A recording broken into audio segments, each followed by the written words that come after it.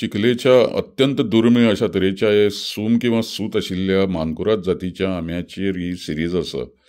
आनी सिरीज काडपा फाटल्यान उद्देश ही गोंयकारांक म्हायती मेळची बाबा रे आंबे गोंयांत तरातरांचे आसतात आनी ह्या तरातरांच्या आंब्या भितर उपजाती किंवा सब वरायटीज आसतात. तातूंतली मानकुराद एक म्हत्वाची जात गोंयची. एम्परर ऑफ मँगोज म्हळ्यार जाता. सगळ्या आंब्याचो राजा गोंयांत म्हणटा तो मानकुराद. पूण म्हज्या दृश्टीन मांगिलारो म्हाका आवडटा, ताच्या फाटल्यान हांव मानकुरादाचो नंबर लायतां. तातूंत ह्या मानकुरादा भितर म्हाका काल एक जात मेळ्ळी चिखलेची, मुरगांव तालुक्यांतली. दक्षिण गोवा जिल्लो आमचो जो आसा तो गोंयांतलो. तातूंत ही जात लायतात थंय चिखले आनी तातूंत भरपूर म्हाका फायबर मेळ्ळो. भरपूर म्हणण्या परस म्हणजे तो म्हाका भरपूर कसो दिसलो, कित्याक म्हाका सहजासहजी हो आंबो खावंक चोखून जावंक ना. ते सगळीं सुतां किंवा जे सूम जाका म्हणटात ते काडून कुशीन दवरचें पडलें म्हाका खातना.